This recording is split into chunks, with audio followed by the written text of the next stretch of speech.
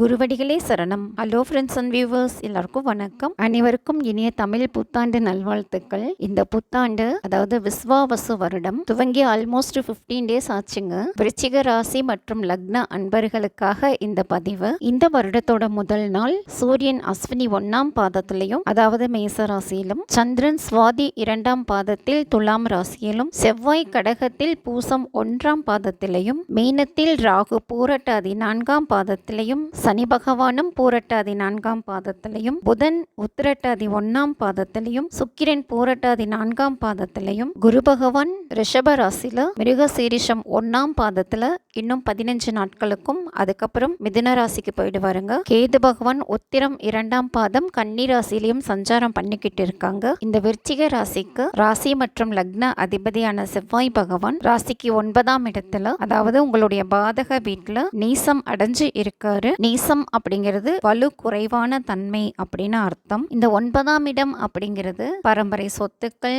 அப்பா வழி ஆதாயங்கள், அப்பா மற்றும் உங்களுடைய புகழ், கௌரவம், அந்தஸ்து எல்லாமே சொல்லக்கூடிய இடம். அந்த இடத்துல அதிபதி செவ்வாய் பகவான் நீசம் அடைஞ்சு இருக்கிறதுனால இந்த விஷயங்கள்ல எல்லாம் அதிக கவனம் எடுத்துக்கணும். வெளியூர் வெளிநாட்டு பயணங்கள் இதுலயும் கவனமா இருக்கணும். செவ்வாய் பகவான் உங்களுடைய ராசிக்கு 6ஆம் அதிபதியாகவும் இருக்கிறதுனால ரொட்டீன் ஒர்க் பண்றவங்க, மருத்துவம், ராணுவம், சீருடை அணிந்து வேலை செய்யற எல்லாருமே உத்தியோகத்திலையும் கவனமா இருக்கணும். வேலை சுமை அதிகமா இருக்கிறதுக்கும் வாய்ப்புகள் இருக்கு. வளர்ப்பு பிராணிகள் வீட்டுல வச்சிருந்தீங்கன்னா அவங்க கிட்டயும் கொஞ்சம் கவனமா இருக்கணும். நோய், எதிரி, கடன் சம்பந்தப்பட்ட விஷயங்கள்லயும் கூடுதல் கவனம் எடுத்துக்கிறது நல்லது. 2 மற்றும் 5ஆம் இடங்களுக்கு அதிபதியான குரு பகவான் இதுவரைக்கும் ராசிக்கு 7ஆம் இடத்துல கடந்த 1 வருடங்களா களத்திரம், நண்பர்கள், கூட்டு தொழில் மூலமா நல்ல ஆதாயத்தை கொடுத்திருந்திருப்பாரு. 2வது குழந்தைக்கும் நல்ல வளர்ச்சி இருந்திருக்குங்க. திருமணம் சம்பந்தப்பட்ட தடைகள் எல்லாமே சரியா இருந்திருக்கும். பொதுப்பணித்துறை,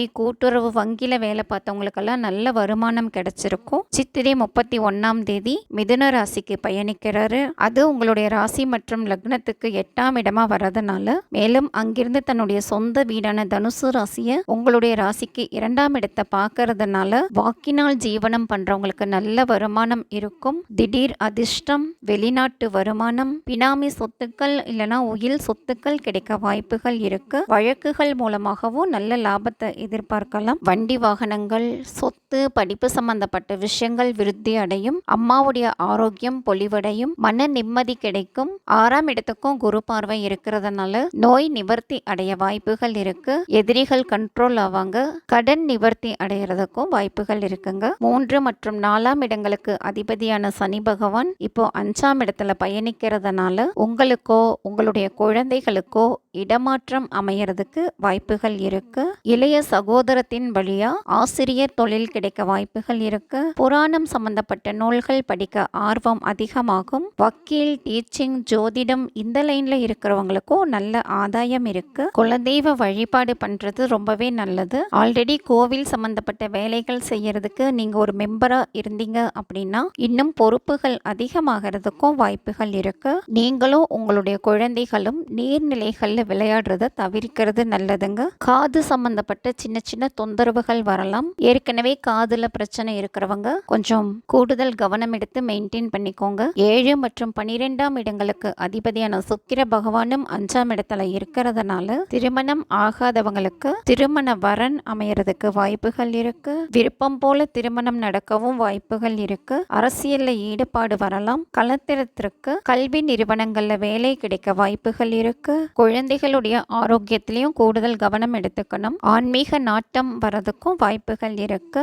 ராகு பகவானும் 5ஆம் இடத்துல இருக்கிறதுனால ஷேர் மார்க்கெட், டியூஷன் சென்டர், கல்வி நிறுவனங்கள் மூலமா 2வது வருமானம் கிடைக்க வாய்ப்புகள் இருக்கு. 8 மற்றும் 11ஆம் இடங்களுக்கு அதிபதியான புதன் பகவானும் இவங்களோட 5ஆம் இடத்துல இருக்கிறதுனால உள்ளுணர்வு சொல்றத கவனிச்சு கேட்கணும். ஜோதிடம், மறைபொருள் ஞானம் இதெல்லாமே நல்லா இருக்கும். குழந்தைகள், தாய்மாமா, மேல் படிப்பு சம்பந்தப்பட்ட சம்பந்தப்பட்ட விஷயங்கள் இது எல்லாத்துலயுமே அதிக கவனமா எடுத்துக்கணும். தாத்தாவுடைய ஆரோக்கியத்திலயும் கவனமா இருக்கணும். திடீர் அதிர்ஷ்டம் கிடைக்கிறதுக்கும் வாய்ப்புகள் இருக்கு. எந்த விஷயமா இருந்தாலும் நிதானமா பிளான் பண்ணி பண்றது நல்லது. அரசியல்வாதிகள், ஊரின் பெரிய மனிதர்கள் கூடயும் பழக்க வழக்கங்கள் ஏற்படுறதுக்கு வாய்ப்புகள் இருக்கு. அரசு ரீதியான சலுகைகளும் கிடைக்கலாம். பரம்பரையில் யாருக்காவது இரண்டாவது திருமணம் நடக்கிறதுக்கும் வாய்ப்புகள் இருக்குங்க. 10ஆம் அதிபதியான சூரிய பகவான் ராசிக்கு 6ஆம் இடத்துல இருக்கிறதுனால சொந்த தொழில் பண்ணணும் அப்படிங்கறதுல ஆர்வம் இருக்கும். இல்ல தொழிலுக்காக லோன் வாங்கலாம் அப்படின்னு நினைச்சாலும் அதுவும் நடக்க வாய்ப்புகள் இருக்கு. தொழில் செய்யும் இடங்கள்ல தேவையில்லாத கலகங்கள், போராட்டங்கள்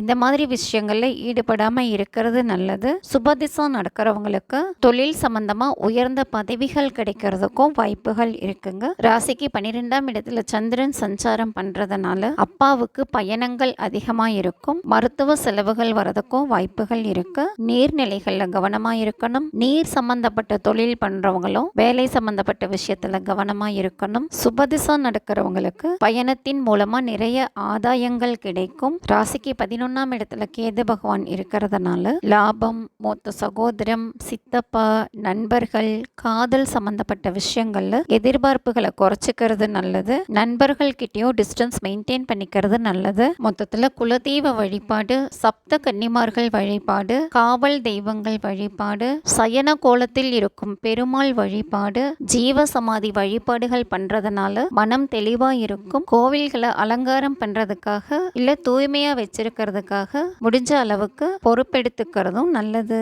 என்ன ஃப்ரெண்ட்ஸ், நான் சொன்ன விஷயங்கள் சரியா இருக்கான்னு செக் பண்ணி பாருங்க. சரியா இருந்தா கமெண்ட்ல சொல்லுங்க. இந்த வீடியோ உங்களுக்கு பிடிச்சிருந்தா லைக் பண்ணுங்க, ஷேர் பண்ணுங்க, மறக்காம சப்ஸ்கிரைப் பண்ணுங்க. தேங்க்யூ.